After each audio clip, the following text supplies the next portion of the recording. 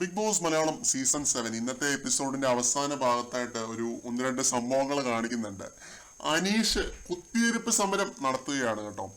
വേറൊന്നും കൊണ്ടല്ല, general manager ആയിട്ടുള്ള വേദലക്ഷ്മി അനീഷിന് 2 സ്റ്റാറുകളെ കൊടുത്തുള്ളൂ. അനീഷും ഷാനവാസും നല്ല രീതിയിൽ തന്നെ റൂം ഡ്യൂട്ടി ചെയ്തിട്ടും അവർക്ക് 2 പേർക്ക് 2 സ്റ്റാറേ കൊടുത്തിട്ടുള്ളൂ.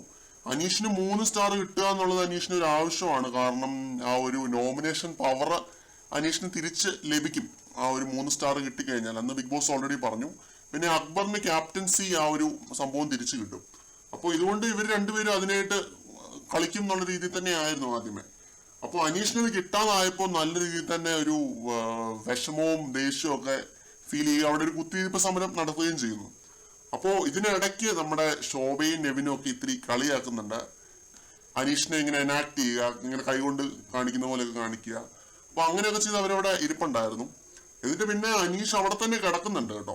ആ ഒരു ടേബിളിന് ഞാൻ ഇവിടെ ഇരിക്കും എന്നൊക്കെ പറഞ്ഞിട്ട് അനീഷ് ഡയലോഗ് അടിച്ച് അവിടെ തന്നെ കിടക്കുന്നുണ്ട്. രാത്രി എനിക്ക് തോന്നുന്നു 1:30 ഒക്കെ കഴിയുമ്പോഴത്തേക്കും നമ്മുടെ ഷിയാസ് പോയിട്ട് അനീഷിനെ എണീപ്പിക്കുന്നുണ്ട്. ഫുഡൊന്നും കഴിക്കാതെയാണ് അനീഷ് അവിടെ കിടക്കുന്നത്. അപ്പോൾ ഷിയാസ് പോയിട്ട് ഫുഡ് കൊടുക്കുന്നുണ്ട്. പ്ലീസ് ബ്രദർ, നിങ്ങൾ ഇത് കഴിക്കുക എന്നൊക്കെ പറഞ്ഞിട്ട് അനീഷിന്റെ പുറകെ നടന്ന് അനീഷ് ലാസ്റ്റ് അത് കഴിക്കുന്നുണ്ട്. എനിക്ക് തോന്നുന്നു 3-3:15 ആയപ്പോഴാണെന്ന് തോന്നുന്നു അനീഷ് അത് കഴിക്കുന്നത്.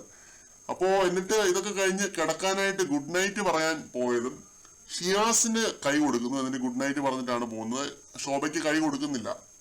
അപ്പോൾ ശോഭ അവിടെ ആകെ ഒരു ബാഡ് അടിക്കുകയാണ് ശോഭയ്ക്ക്. അപ്പൊ ശോഭ അവിടെ അനീഷ് അവിടെ കിടക്കുന്ന ആ ഒരു ആക്ടിവിറ്റി ഏരിയയിലാണ് ഈ എംപ്ലോയീസ് എല്ലാം കിടക്കുന്നത്. അപ്പൊ ആക്ടിവിറ്റി ഏരിയയിൽ പോയിട്ട് അനീഷിനെ വിളിച്ചെണീപ്പിക്കുന്നുണ്ട്. എനിക്കൊന്ന് സംസാരിക്കണം എന്ന് പറഞ്ഞിട്ട് വിളിച്ചെണീപ്പിച്ച് ആ ഒരു സിറ്റ് ഔട്ടിന്റെ അങ്ങോട്ടേക്ക് വരുന്നു. എന്നിട്ട് ഇവർ രണ്ടുപേരും കൂടി സംസാരിക്കുന്നുണ്ട്. അപ്പൊ അനീഷ് പറയുന്നത്, എനിക്ക് എന്തെങ്കിലും ഒരു ചെറിയൊരു പ്രശ്നം ഉണ്ടെങ്കിലും ഞാൻ അങ്ങനെ ചിരിച്ചു മിണ്ടാനായിട്ട് എനിക്ക് അറിയില്ല, അതുകൊണ്ടാണ് കൈ തരാതെ പോയതെന്ന് അനീഷ് പറയുന്നു. അപ്പൊ ശോഭ പറയുന്നത്, എനിക്ക് നിങ്ങളോട് ഭയങ്കര റെസ്പെക്ട് ഉണ്ടായിരുന്നു, പക്ഷെ ഈ ഒരു സംഭവത്തോടു കൂടി റെസ്പെക്ട് പോയി എന്ന് പറയുന്നുണ്ട്. ശോഭ കരയുന്നൊക്കെ ഉണ്ട് കേട്ടോ. ശോഭയ്ക്ക് നല്ല ഫീലായി ആ ഒരു സംഭവം, അനീഷ് കൈ കൊടുക്കാതെ ആ പോയത്. ഇത് സംഭവം എന്താണെന്ന് വെച്ച് കഴിഞ്ഞാൽ, വേദലക്ഷ്മി പുള്ളിക്ക് ഇത് കൊടുക്കാതിരിക്കുന്നത്, സ്റ്റാർസ് കൊടുക്കാതിരിക്കുന്നതിന്റെ വേറൊരു റീസൺ എന്ന് പറഞ്ഞു കഴിഞ്ഞാൽ, ശോഭ മേക്കപ്പ് ഇടാൻ നേരത്തെ സ്റ്റാച്ചു എന്ന് പറഞ്ഞ് അനീഷിനെ അവിടെ നിർത്തിയില്ലേ, അതുകൊണ്ടും കൂടിയാണ് വേദലക്ഷ്മി പുള്ളിക്ക് സ്റ്റാർ കൊടുക്കാതിരുന്നത്. ഡ്യൂട്ടി ചെയ്യാതെ ഫൺ കാണിച്ച് നടന്നു എന്നുള്ള റീസൺ പറഞ്ഞിട്ടാണ്. അപ്പൊ അതിന് ശോഭയെ ഒരു റീസൺ ആണെന്ന് ചിലപ്പോ അനീഷ് ഓർത്തിട്ടുണ്ടാവാം. ആ ഒരു നോമിനേഷൻ പവർ തിരിച്ചു പിടിക്കാൻ വേണ്ടിയാണ് അനീഷ് കളിച്ചത് ഫുള്ള്.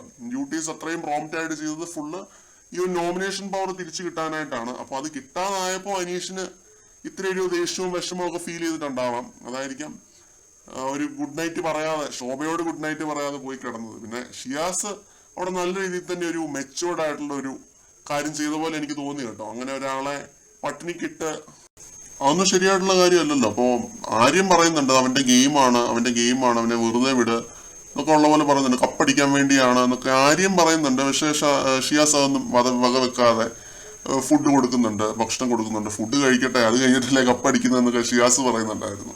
എന്തായാലും അപ്പൊ ഇതാണ് ശോഭയും മനീഷും തമ്മിലുള്ള ഈ ഒരു പ്രശ്നം. ഇത് അത്ര വലിയൊരു പ്രശ്നമാണെന്ന് എനിക്ക് തോന്നുന്നില്ല. ശോഭ ഇങ്ങനെയുള്ള ചെറിയ ചെറിയ പ്രശ്നങ്ങളൊക്കെ ഫസ്റ്റ് വന്ന് കയറിയ ദിവസം തന്നെ ഉണ്ടാക്കുമെന്ന് ഞാൻ ഒട്ടും പ്രതീക്ഷിച്ചില്ല കേട്ടോ. ഈ രീതിയിലുള്ള ഒരു പ്രശ്നം അനീഷുമായിട്ട് ചെന്ന് പിടിക്കുമെന്ന് ഞാൻ പ്രതീക്ഷിച്ചില്ല. ഇത് completely out of the box ആയിരുന്നു.